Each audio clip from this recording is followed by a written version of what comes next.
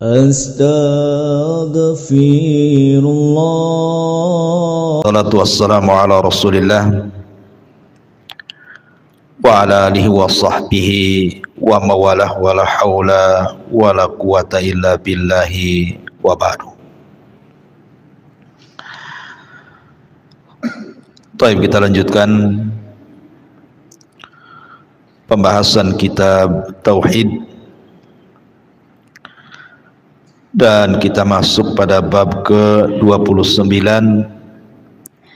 bab majaa fil istisqai bil anwa. Bab mengaitkan turunnya hujan kepada bintang-bintang. Ini bab yang paling akhir, bicara tentang dunia perdukunan. Pada minggu-minggu yang lalu kita sudah menjelaskan tentang bab seputar tanjim, orang-orang yang meramal menggunakan zodiak perbintangan.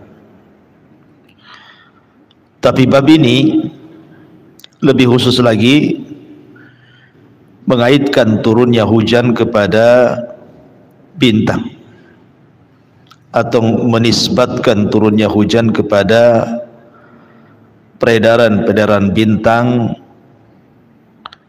yang 28 itu.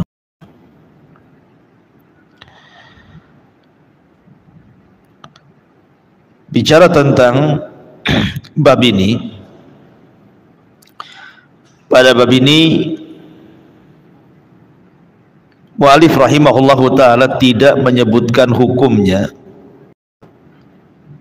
hanya menyebutkan babnya, bab majaa fil istisqai bil anwa. Istisqa itu artinya tolabus suqyah, meminta hujan, bil anwa itu dengan bintang-bintang. Karena memang di sini terdapat 3 hukum ketika menisbatkan turunnya hujan kepada bintang itu. Yang pertama, bisa sampai terjerumus kepada syirkul akbar, syirik besar. Yang kedua, bisa sampai kepada syirkul asghar, syirik kecil. Dan yang ketiga, tidak masuk pada keduanya. Nanti kita jelas rinciannya. Yang seperti apa yang masuk kepada syirik besar, seperti apa masuk pada syirik kecil, seperti apa yang tidak masuk pada keduanya. Yang pertama, kalau seandainya bintang-bintang itu secara zatnya adalah menurunkan hujan, seperti keyakinan sebagian orang-orang jahiliyah dan juga keyakinan sebelumnya kaumnya Nabi Ibrahim alaihi salatu wassalam, maka jelas kalau ini keyakinannya berarti dia telah menyekutukan Allah subhanahu wa ta'ala dengan bintang itu. Syirik besar. Kalau seandainya bintang-bintang itulah yang mempengaruhi turunnya hujan. Karena kan biasanya Bu, di masyarakat kita ini, apalagi di malam hari, kalau nampak saja tidak ada bintang, langsung bilang pasti hujan. Kalau nampak bintang walaupun satu, tak hujan. Kenapa? Ada bintang kan itu. Nah, kalau seandainya kemudian seseorang menisbatkan hujan ini kepada bintang dan diyakini bahwa bintang itu memiliki pengaruh, kepada turun dan tidaknya hujan, maka jelas ini adalah syirkul akbar, syirik besar. Tetapi kalau seandainya dia yakin yang menurunkan hujan itu Allah, bukan bintang, tetapi kemudian menasabkan sebabnya kepada bintang, maka ini syirkul asghar, atau lebih tepat disebut kufur nikmat. Kalau seandainya dia yakin Allah sih yang menurunkan hujan itu Allah, tapi sebabnya karena ada peredaran bintang, muncul tenggelamnya, gugusannya, dan begitu seterusnya, maka ini tidak sampai kepada syirik besar, tapi syirik kecil, atau disebut dengan kufur nikmat. Yang sering saya contohkan pada ibu, contohnya kalau seandainya ibu naik bus gitu ya, harusnya bus itu terjadi kecelakaan, sudah diprediksi nih pasti celaka nih karena remnya blong. Orang satu bus itu sudah khawatir gitu ya, apalagi sopirnya sudah ngasih tahu ini rem blong, akan masuk jurang, dan sudah panik tuh orang satu bus ini. Tiba-tiba dengan keahlian sang sopir, kemudian bus itu tidak masuk ke dalam jurang. Kemudian berkata orang-orang yang di bus ini, yakin bahwa yang menolong mereka, menyelamatkan mereka sehingga bus itu tidak masuk ke jurang adalah Allah. Yakin Allah yang menyelamatkan. Cuman kemudian lisannya kufur nikmat dan mengatakan, kalau bukan karena Pak sopir, kalau bukan karena kehebatan Pak sopir dan kehandalannya, tentu kami sudah nyungsep di jurang. Ini sama seolah-olah kesannya lisannya mengatakan bahwa keselamatan itu karena sopir, tapi hatinya meyakini Allah yang menyelamatkan. Ini namanya kufur nikmat atau syirkul asghar, syirik kecil. Kalau hatinya meyakini yang menurunkan hujan Allah, tetapi lisannya kemudian mengatakan sebab bintang ini dan itu disebut kufur nikmat. Harusnya ucapannya adalah kalau bukan karena Allah, kemudian Pak sopir, nah harus dengan begitu. Tapi kalau kemudian langsungan main untung punya Pak sopir bagus, nggak celaka kita. Nah, jadi lisan ini memang dalam Islam kalau menyerempet kepada kesyirikan, maka keras hukumannya. Itu disebut kufur nikmat ya. Karena yang kedua ini tidak menasabkan hujan kepada bintang, tidak, cuman menjadikan sebab turunnya hujan kepada bintang dan dia yakin Allah yang menurunkannya, makanya hukumnya lebih rendah lagi. Kemudian yang ketiga yang tidak termasuk kepada dua perkara tersebut, kalau seandainya turunnya hujan itu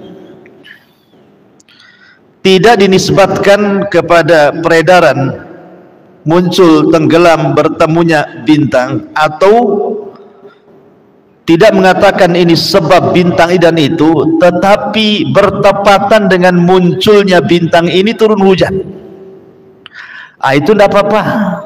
Sama dengan umpamanya turun hujan di hari Rabu, bertepatan dengan hari Rabu.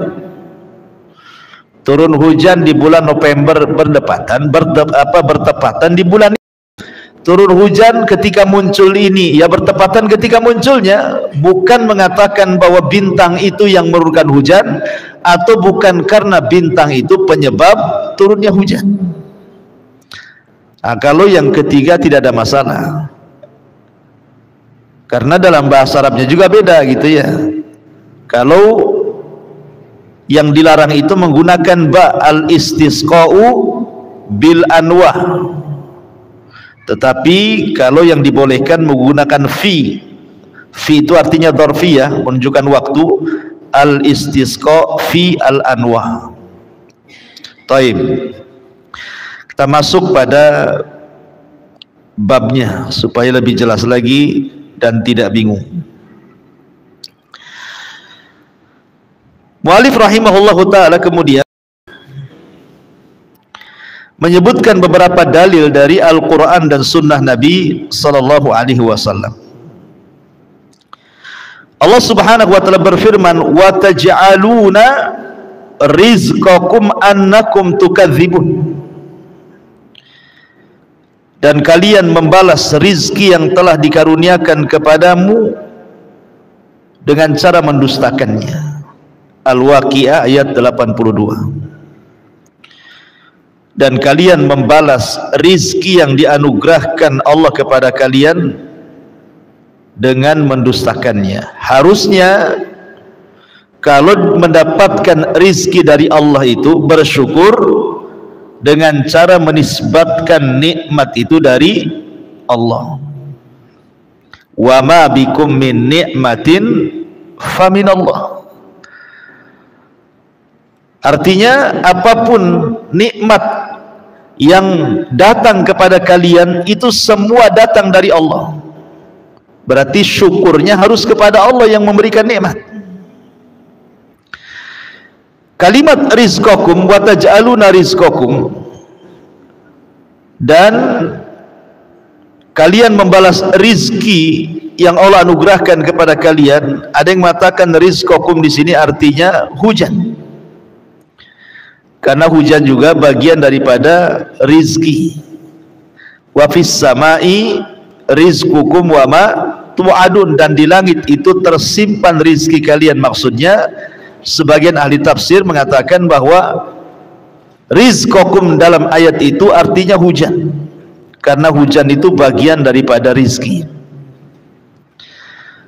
Kenapa hujan itu bagian daripada rizki? Karena dengan hujan inilah akhirnya tanaman-tanaman jadi subur, kemudian berbuah, dan buahnya kita bisa makan. Kemudian cuaca panas jadi sedikit adem, sehingga kita bisa merasakan kenyamanan cuaca. Atau sebagian ibu-ibu kan itu ya, akhirnya nampung air, bisa nyuci, bisa mandi. Sumur-sumur yang tadinya kering akhirnya banyak gitu ya, penampungan air kayak di Batam ini ATB jadi debitnya penuh. Jadi hujan itu rizki, karena hujan sendiri disebutkan dalam sebuah hadis adalah rahmat, turunnya rahmat. Jadi hujan itu tempat turunnya rahmat. Makanya kenapa Bu, kalau sedang hujan, baik hujan kecil atau hujan deras, berdoa Bu kepada Allah Subhanahu wa ta'ala, karena saat itu rahmat sedang turun. Kemudian yang kedua, ucapkan dalam bentuk syukur kita karena hujan ini seperti yang diajarkan Nabi SAW. Ibu katakan, mutirna bifadlillahi wa birahmati. Hujan turun kepada kita karena karunia dan rahmatnya. Katakan seperti itu. Kalau ada hujan Bu, langsung ibu katakan mutirna bifadlillahi wa rahmati. Atau ibu katakan Allahumma sayyiban nafi'ah. Ya Allah, jadikan hujan ini menjadi hujan yang bermanfaat. Tapi kalau seandainya hujan ini nampaknya membahayakan, maka ibu berdoa kepada Allah Subhanahu wa ta'ala agar hujan ini dipindah ke bukit-bukit, ke gunung-gunung, ke lembah-lembah. Allahumma hawalaina wala alaina.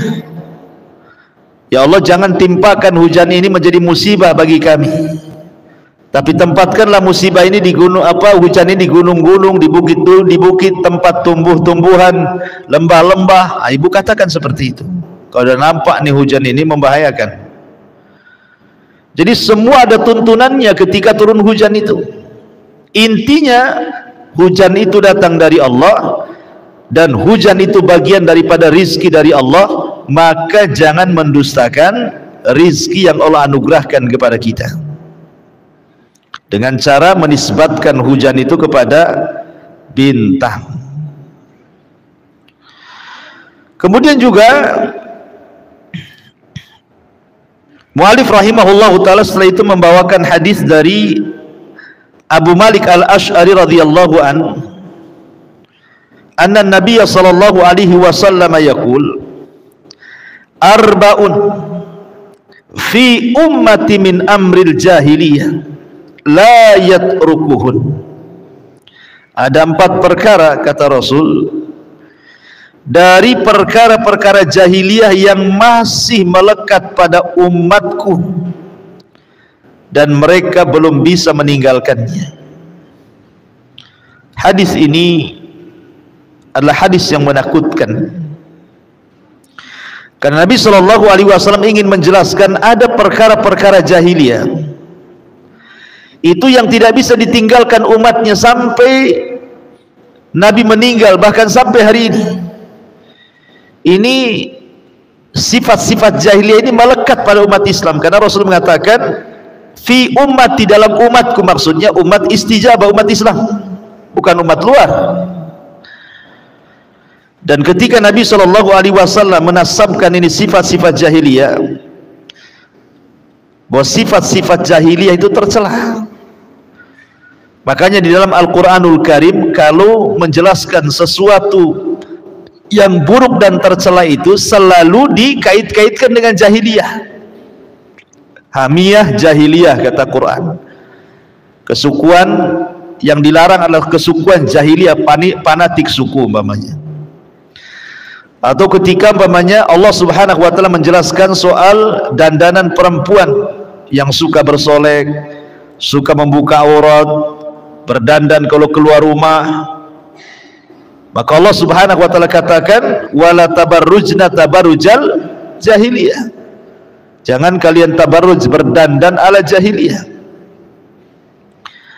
Atau umpamanya kemudian Allah bicara tentang hukum di luar daripada hukum Allah. Afa hukmal jahiliyati tabghun, apakah hukum jahiliyah yang kalian cari? Jadi Al-Quran ataupun Sunnah Nabi SAW kalau sudah menyebut-nyebut jahiliyah itu berarti perbuatan itu tercela. Seperti ketika Nabi SAW mendamaikan orang Ansor dan orang Muhajirin yang hendak berperang gara-gara satu di antara mereka memukul yang lainnya gara-gara rebutan air, kemudian saling mengangkat suara dan hampir perang. Maka Nabi SAW mengatakan da'uha, tinggalkan oleh kalian, fa inna fikum ru'un minal jahiliyah, da'uha fa innah muntinah. Kata Rasul, pada kalian masih ada watak-watak jahiliyah, tinggalkan, jangan bertengkar lagi kata Nabi. Sekali lagi kalau disebut jahiliyah berarti tercela tuh, karena penisbatan kepada jahiliyah sendiri tidak ada orang mau. Pamannya ibu dikatakan orang jahil kan marah, walaupun pamannya ya tidak pintar-pintar amat gitu ya, tapi kalau dibilang bodoh kan tersinggung juga ya. Jahil itu kan artinya bodoh, jahiliyah itu kan orang-orang bodoh. Nggak ada orang yang mau disebut jahiliyah gitu ya. Lah ketika kemudian Rasul menisbatkan perkara ini kepada perkara jahiliyah, berarti memang perkara ini sangat dahsyat. Rasul sallallahu alaihi wasallam ingin menjelek-jelekan perbuatan ini, memburuk-burukan perbuatan ini supaya manusia jangan sampai masuk kepada 4 perkara ini. Apa saja 4 perkara ini? Yang pertama kata Rasul, al-fakhru fil ahsab. Yang pertama, bangga dengan nasab. Yang kedua, wa ta'nu fil ansab. Kemudian mencela garis keturunan. Kemudian yang ketiga, ini syahidnya, wal istisqa'u bin nujum, menisbatkan hujan kepada bintang. Dan yang terakhir, yang keempat, an-niyahatu, seorang wanita yang meratap, seseorang wanita yang melakukan niyaha, ratapan ketika kena musibah. Kata Nabi SAW, an-naihatu idza lam tatub qabla mautiha tuqamu yaumal qiyamati wa 'alaiha sirbalun min qatirah wa dhir'un min jarabi. Wanita-wanita yang meratap kepada mayat, jika dia tidak bertobat sebelum ajalnya, maka dia akan dibangkitkan dari kuburannya pada hari kiamat dan akan dipakaikan padanya lumuran-lumuran tembaga yang sangat panas, yang sangat busuk, yang sangat melekat di badan dan sangat membakar. Tidak cukup sampai di situ, kemudian dia dipakaikan baju besi ataupun mantel yang bercampur dengan penyakit yang sangat gatal. Itu bahasa kita mungkin penyakit kudis gitu, gatal semua, udah panas gatal gitu. Lihat, azabnya luar biasa. Yang pertama kata Nabi SAW, al-fakhru fil ahsab.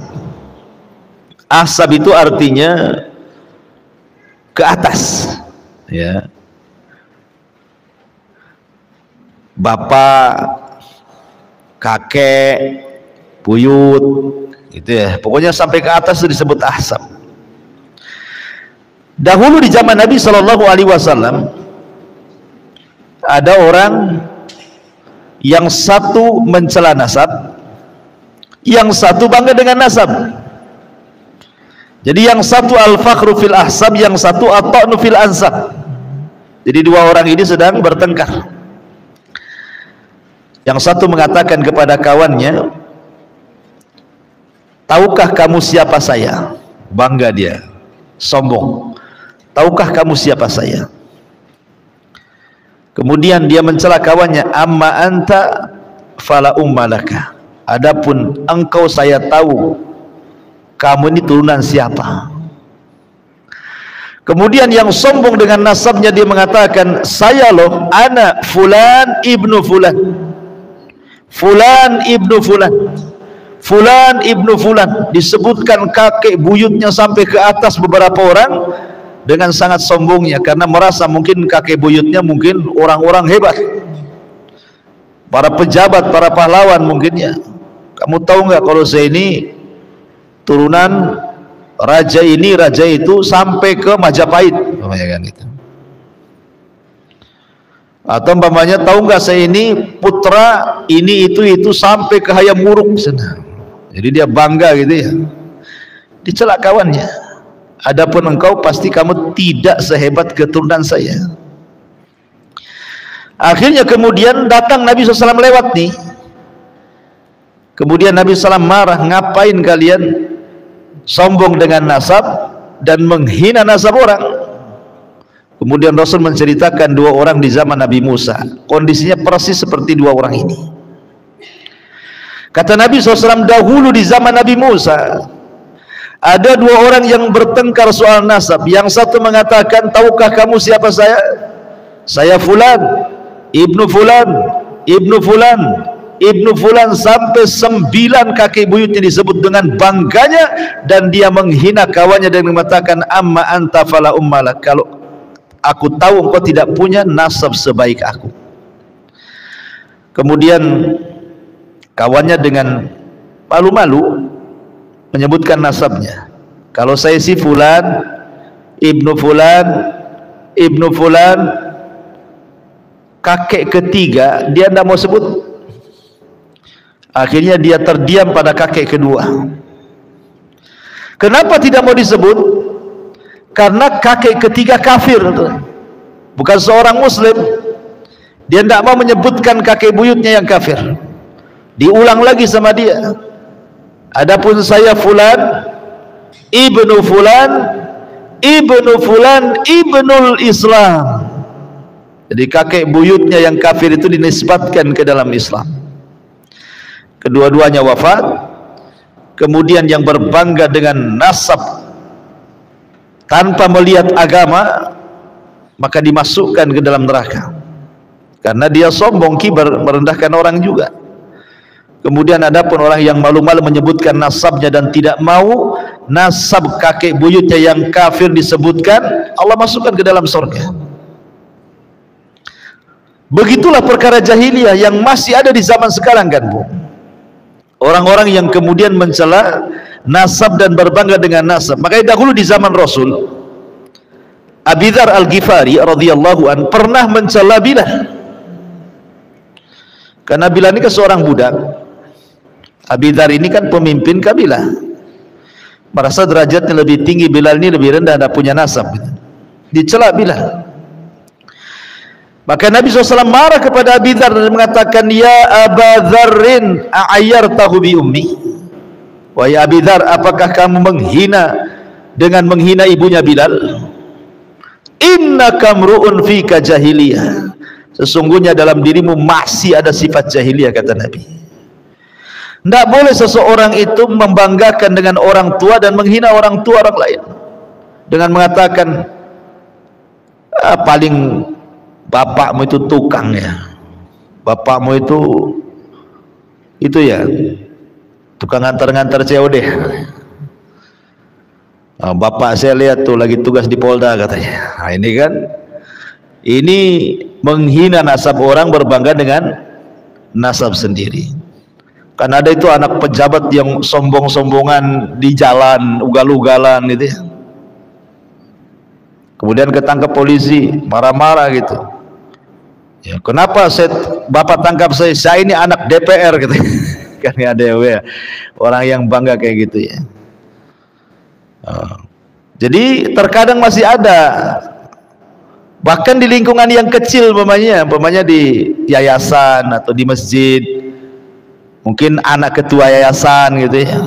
Kau jangan macam-macam ya. Aku nih lo anak ketua yayasan di sini. Nah, ini kan sama juga. Jangan macam-macam. Saya anak RT di sini. Baru anak RT udah bangga nih.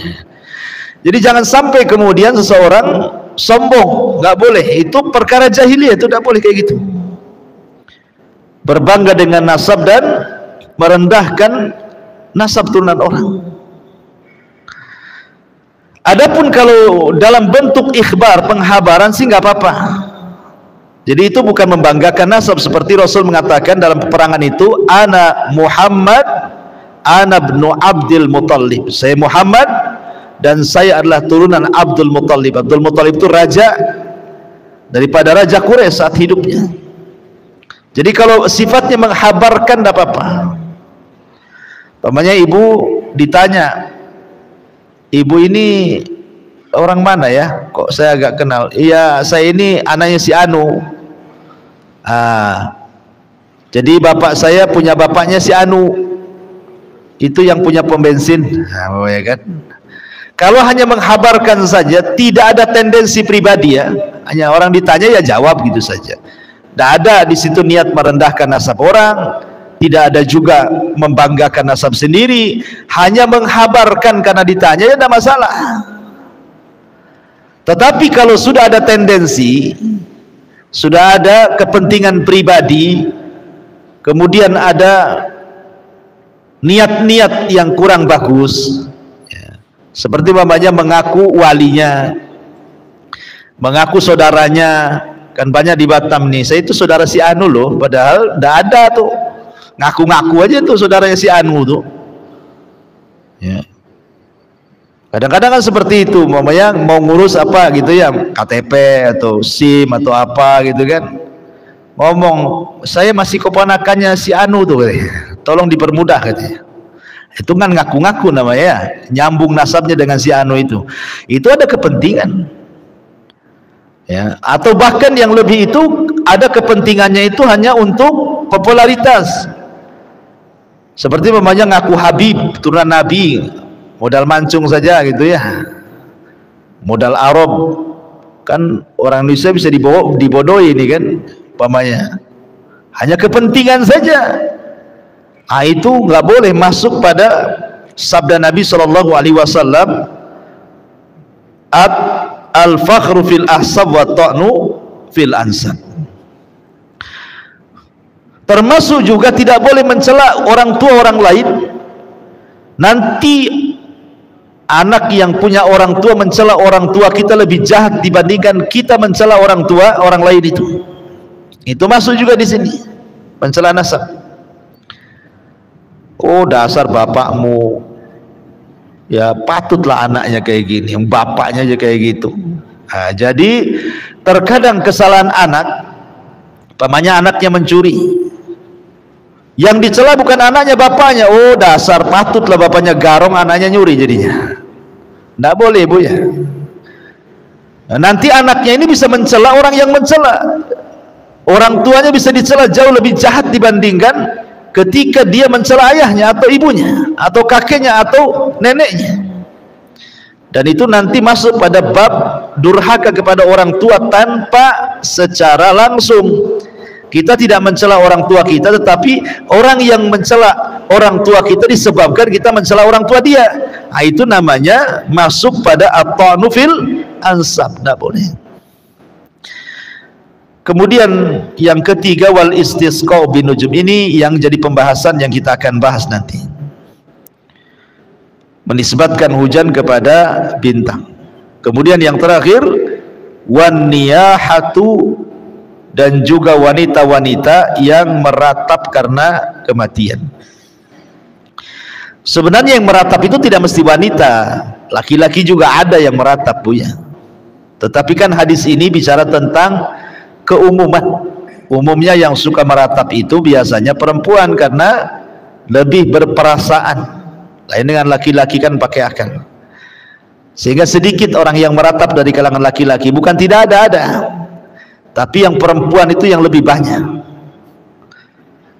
Apa sih artinya an-niyah itu? Niyah itu artinya seorang wanita yang tidak rela, seorang wanita yang tidak ikhlas, seorang wanita yang tidak redha ketika orang-orang yang dicintainya meninggal dunia. Umpamanya ibu suaminya meninggal, saya nggak mendoakan bu ya, ini kan umpamanya. Jadi umpamanya, jangan ibu lah, yang lain aja lah. Umpamanya ada seorang wanita suaminya meninggal, atau anaknya meninggal, atau ayahnya meninggal, nggak redha dia, nggak ikhlas, sehingga kemudian dia tasakhut ya, pokoknya hatinya nggak ikhlas, nggak redha, nggak rela, lisannya pula menunjukkan ketidakikhlasan, ridwan dan relaan. Dengan cara apa? Meraung-raung. Tidak cukup tuh lisannya meraung-raung, kemudian badannya pun action gitu ya, tangannya merobek-robek pakaian, ambil gunting dicukur rambutnya ya, kemudian ambil air 1 ember digujurkan di badannya, kadang-kadang guling-guling gitu ya, kayak orang kesurupan bu ya kan. Nah, itu namanya niyah ya. Ada wanita-wanita sampai seperti itu, dan saya pernah menyaksikan. Saya pernah menyaksikan itu, ada seorang anak wanita, padahal ibu ini sudah tua, saya lihat usianya sudah 50 tahunan lah. Orang tuanya mungkin sudah ya 70 tahunan lebih mungkin ya orang tuanya. Orang tuanya itu lagi nazak tuh. Jadi ustadz itu yang sedang mengarahkan di situ, meminta kepada anak laki-lakinya untuk mentalkin orang tuanya yang sedang nazar. Ini anak perempuannya dengar gitu ya, disangkanya sudah mati.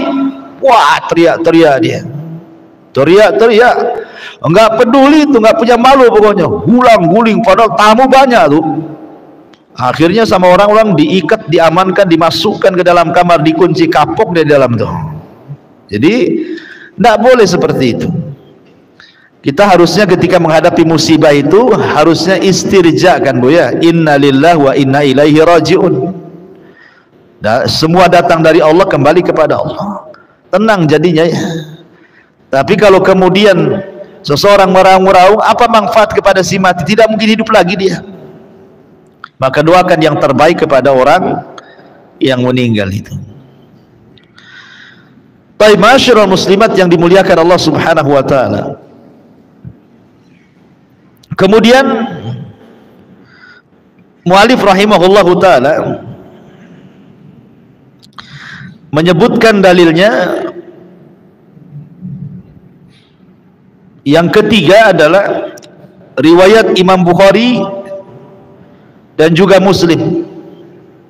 Ada yang mengatakan riwayat ini ada di Bukhari saja, tidak ada di Muslim.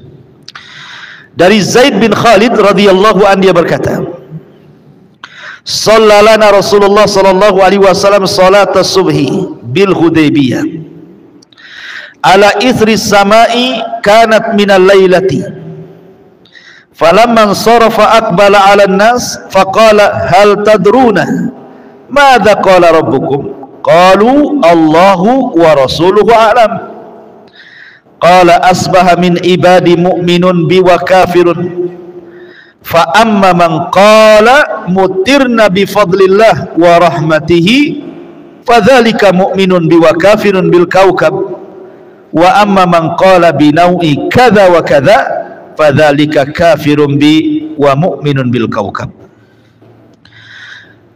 Jadi kata Zaid ibn Khalid ini, dia bercerita Nabi SAW pernah mengimami sholat subuh di daerah Hudaybiyah. Setelah semalaman turun hujan, jadi ada bekas-bekas hujannya. Malamnya turun hujan, paginya Rasul sholat subuh bersama para sahabat. Kemudian Nabi SAW bersabda setelah sholat subuh itu, menghadap para sahabatnya dan mengatakan, tahukah kalian apa yang difirmankan Allah kepada kalian saat turun hujan? Itu maksudnya. Karena kebiasaan Rasul itu kalau selepas sholat subuh terkadang nanya-nanya mimpi, ya. Jadi sahabat itu ditanya sama Nabi kalau setiap sholat fajar itu, siapa yang bermimpi tadi malam? Nah, gitu. Nanti sahabat menceritakan mimpinya dan Rasul mentakwilkannya. Tapi tentu mimpi-mimpi yang baik, ya. Kalau mimpi jelek jangan diceritakan. Nah, salah satunya juga Rasul bertanya kepada para sahabat, tahukah kalian wahai sahabatku apa yang difirmankan Allah saat hujan? Ayo. Maka sahabat mengatakan Allah dan Rasulnya yang tahu. Tentu kalimat Allah dan Rasulnya yang tahu karena memang Rasul masih hidup. Tapi kalau sekarang ditanya agama seseorang kemudian tidak bisa jawab, ya Allahu a'lam saja, karena Rasulnya sudah meninggal. Jadi Allahu a'lam, nah gitu ya. Kalau Rasul masih hidup, Allah wa rasuluhu a'lam. Ini pun kalau ditanya urusan agama. Kalau ditanya urusan dunia, maka jangan bawa-bawa Rasul, karena orang selain Rasul lebih hebat ilmu dunianya dibandingkan Rasul. Makanya Rasul mengatakan antum a'lamu bi umuri dunyakum, kalian lebih hebat perkara dunia kalian dibandingkan diriku. Jadi maksudnya di sini kata-kata Allah wa Rasulullah alam ini adalah bercerita tentang agama. Dan di masa hidup Rasul makanya dibawa-bawa Rasul. Kalau sekarang Rasul tidak ada, orang ditanya soal agama, maka kita katakan Allahu a'lam, saya tidak tahu. Ya, jangan pula ditanya tahu nggak rumahnya Pak Sufyan? Oh, Allah wa rasuluhu a'lam. Janganlah ibu ngomong begitu ya. Ya. Jadi tidak ada kaitannya. Jangan bilang itu, Rasulnya nggak ada, sudah meninggal. Ya bilang aja saya tidak tahu, Allahu a'lam, saya mungkin di situ mungkin. Nah, gitu kan? Ya. Baik. Maka Nabi SAW mengatakan, memberikan etika apabila turun hujan. Kata Nabi SAW, di pagi hari ada hamba-hambaku yang beriman kepadaku, tapi ada juga yang kafir. Maksudnya di pagi hari yang malamnya hujan. Jadi malam itu hujan deras, kemudian paginya sudah reda, ya ada bekas sisa-sisa genangannya gitu ya. Jadi kata Nabi SAW, di pagi hari ada hamba-hamba Allah itu yang mukmin dan kafir. Adapun yang mukmin ketika dia mengatakan mutir nabi fadlillahi wa rahmatihi, oh kami semalam dihujani karena karunia dan rahmat Allah. Kalau dia ngomong begitu berarti dia sedang beriman dengan Allah dan kafir dengan bintang-bintang. Tapi kalau kemudian dia ngomong mutir nabi nau'i kada wa kada, bahwa kami dihujani dengan bintang ini dan itu, maka inilah kafir dengan diriku dan beriman kepada bintang-bintang. Tadi sudah saya jelaskan ada dua hukum. Hukum yang pertama, kalau hujan dinisbatkan kepada bintang, bahwa bintang itulah yang menurunkan hujan dan tidak dilibatkan Allah di situ, berarti syirik besar. Tapi kalau dia yakin Allah yang menurunkan hujan, tetapi disebabkan peredaran bintang itu kemudian turun hujan, berarti syirik kecil. Nah, itulah bedanya di sini ya. Ya, bedanya hanya sekedar menjadikan sebab, sama mengatakan bahwa bintang itu pelaku. Kalau bintang itu pelaku, berarti syirik besar. Tapi kalau bintang itu hanya sebab saja, berarti syirik kecil. Nah, gitu ya. Itu perbedaannya. Tapi kalau bintang itu tidak dijadikan pelaku dan tidak dijadikan sebab, hanya hujan bertepatan dengan bintang itu, maka itu tidak apa-apa. Sama dengan kita ngomong hujan bertepatan hari Sabtu, nggak apa-apa. Bukan hari Sabtu yang menurunkan hujan. Ya, jadi inilah rincian para ulama. Ma'asyiral muslimat yang dimuliakan Allah Azza wa Jalla.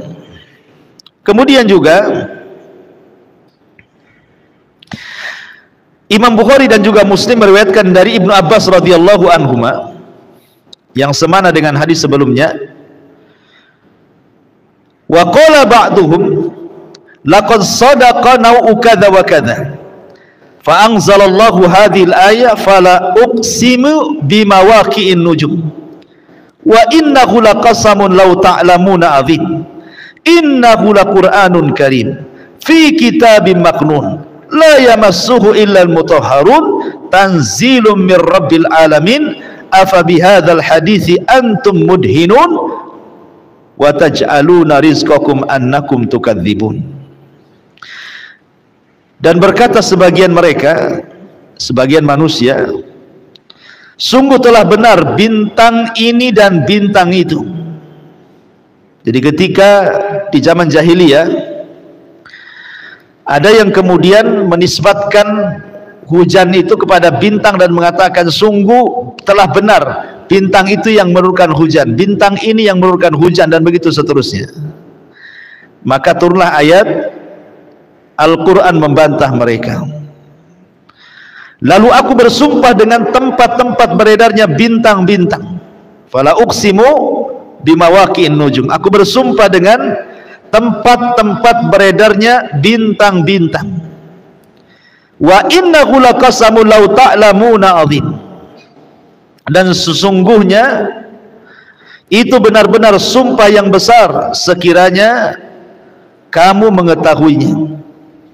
Innahu laqur'anun karim fi kitabim maknun la yamassuhu illal mutahharun.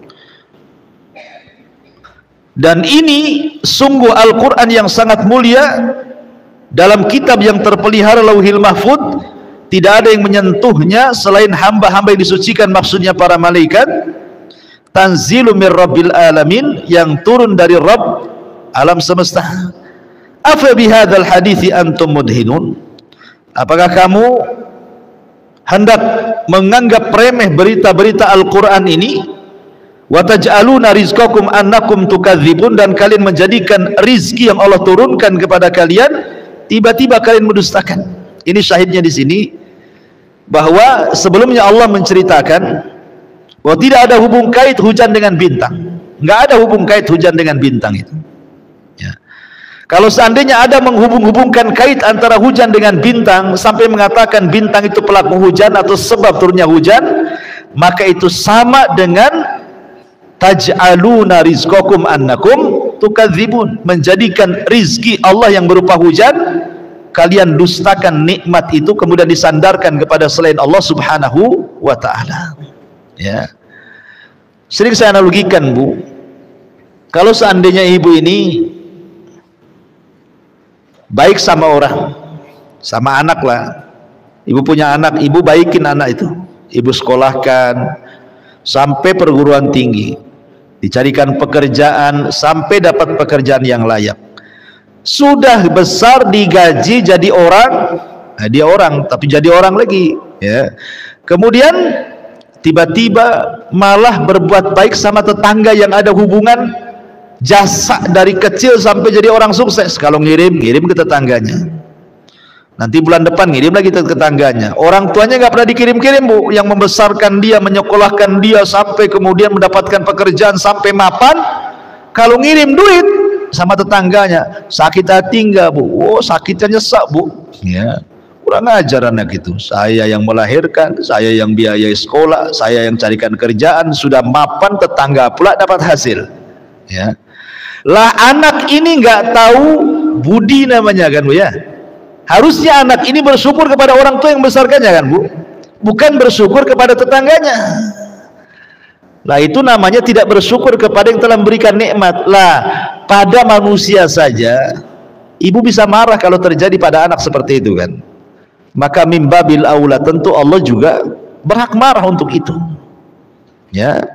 Allah marah kalau seandainya sudah dikasih hujan, kalian syukurnya sama bintang bukan kepada saya katanya. Kan marah kan? Makanya dihukumi sebagai syirik akbar kalau seandainya kemudian bintang itu pelakunya. Tapi kalau dia hanya menjadikan sebab, ya syirik kecil. Dua-duanya syirik. Ya. Dua-duanya dosa. Makanya di sini Allah mengajarkan kepada kita, hendaklah kita jangan menjadikan rizki yang Allah anugerahkan itu dibalas dengan mendustakan rizki itu dengan menasabkan kepada selain yang memberikan rizki. Maka dari sini menunjukkan bahwa ucapan manusia di masyarakat itu harus dijaga. Kalau sudah masuk ranah tauhid, ranah akidah Bu, tolong ibu sudah ngaji, maka kata-katanya harus lebih terkontrol lagi. Jangan seperti orang awam. Seperti mamanya kata-kata yang biasa dikatakan di masyarakat mamanya kan. Kalau bukan karena kamu, tentu saya ini sudah belangsak ya, sudah kere, sudah jadi pemulung. Ya untung ada kamu, saya ke Batam ditolong, sekarang saya sudah punya usaha mapan di sini. Nggak bisa kayak gitu. Ya memang betul. Ya dia yang nolong kita sehingga kita menjadi orang di sini gitu ya. Tapi bahasa akidah itu nggak bisa kayak gitu bahasanya. Harus dirapihkan bahasanya. Bagaimana caranya Bu ngomongnya? Kalau bukan karena Allah, kemudian jangan pakai dan Bu ya. Kemudian kalau dan itu menyetarakan. Kalau bukan karena Allah dan kamu itu tidak boleh. Tetapi harus pakai kemudian. Kalau bukan Allah kemudian, nah gitu ya. Allah dulu, kemudian kamu. Nah, tentu saya ini sudah begini begitu. Nah, supaya jangan sampai kita menasabkan nikmat kepada selain Allah. Walaupun ibu tahu nikmat itu datang dari Allah, ibu tahu sukses itu datang dari Allah semuanya. Sebab orang itulah kemudian tiba-tiba Allah dihilangkan, orang itu disebut-sebut. Makanya bahasa tauhid itu semua diutarakan, harus jelas. Karena efeknya bisa dosa. Ya, efeknya itu bisa terjerumus pada syirkul asghar ataupun kufur nikmat, dan dikhawatirkan masuk pada sabda Nabi sallallahu alaihi wasallam, wa innal 'abda la yatakallamu bil kalimati la yulqilaha balan yahwi sahibuha fi nari jahannam. Terkadang ada seorang hamba mengucapkan satu kalimat tanpa sadar, kalimat itu membuat Allah murka, cukup ia dimasukkan oleh Allah ke dalam jahannam. Naudzubillah. Ya, padahal ngomong nggak sadar tuh. Makanya harusnya dibedakan orang yang sudah ngaji dengan yang belum ngaji. Ibu biasakan di masyarakat ngomong begitu itu. Ya, kalau bukan karena Allah kemudian kamu, mungkin tadi kita sudah celaka di situ. Kalau bukan karena Allah kemudian ajin tetangga yang gonggong-gonggong itu udah kebobolan lah rumah saya ini. Nah, kalau bukan karena Allah kemudian Pak polisi ini gitu ya. Nah, tentu saya sudah kerampokan. Begitu bahasanya, ditata Bu ya. Jangan main kalau bukan karena kamu, kalau bukan karena kamu. Itu menasabkan nikmat kepada selain Allah. Ini namanya syirik kecil. Ya, dan lebih tepat disebut kufur nikmat namanya. Wallahu alam. Ini dalil terakhir yang disebutkan oleh mu'alif. Berarti bab ini adalah bab terakhir yang membicarakan tentang bab dunia perdukunan, karena nanti setelah bab ini kita masuk pada bab-bab ibadah hati. Ya, mahabbah, rasa cinta, al-khauf, rasa takut, ar-roja, dan itu pembahasan yang jauh lebih penting karena ibadah hati adalah ibadah yang menentukan ibadah badan dan juga kata-kata. Wallahu a'lam Bu. Silakan kalau ada yang mau bertanya.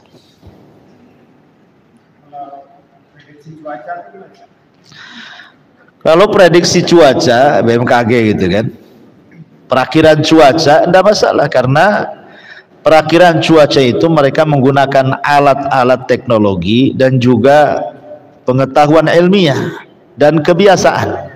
Ya, bukan tebakan seperti tebakan dukun. Kalau dukun kan nggak punya alat, alatnya pakai ulekan kemudian dipukul-pukul gitu ya, seperti yang biasa dibawa pawang hujan tuh, itu kan bawa ulekan tuh. Bawa ulekan dari tembaga, kemudian dikentung-kentung gitu kan. Ini nggak akan hujan gitu ya. Kok apa hubungan ulekan dengan hujan, Bu? Nggak ada hubungan ulekan dengan hujan.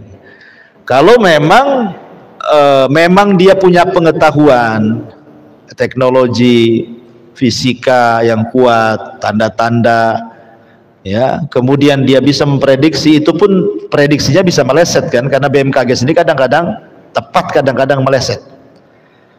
Ya, seperti berapa kali BMKG itu mengumumkan tsunami, tidak tsunami. Ya, ketika gempa umpamanya sekian skala liter gitu, kemudian dibilang akan terjadi tsunami, ternyata tidak ada tsunami. Artinya kan tidak pas juga dia.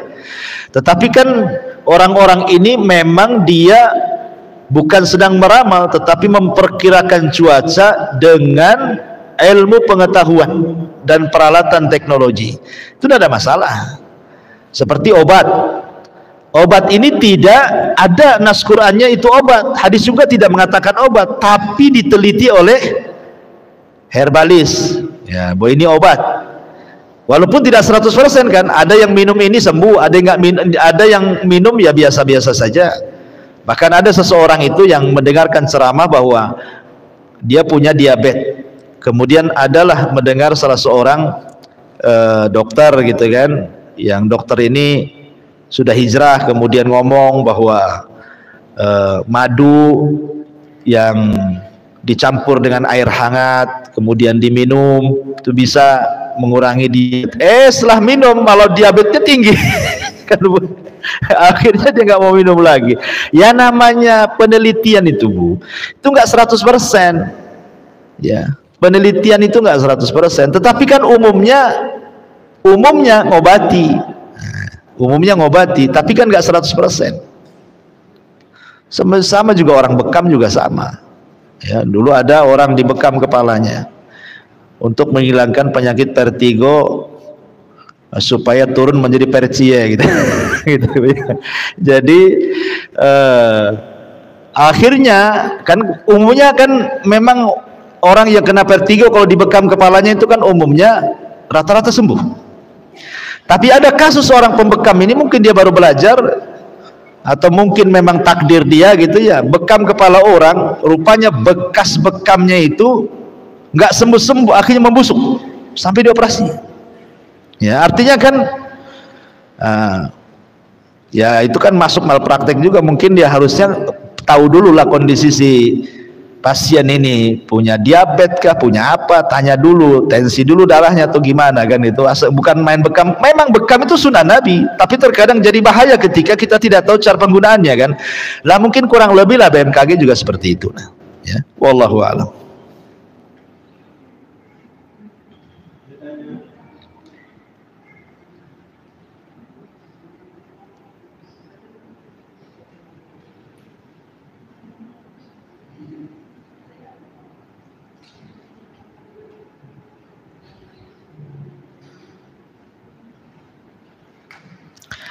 Ya Bu, karena duhur juga cepat, saya kira cukup. Subhanakallahumma bihamdika, asyhadu an la ilaha illa anta astaghfiruka wa atubu ilaik. Wallahu ta'ala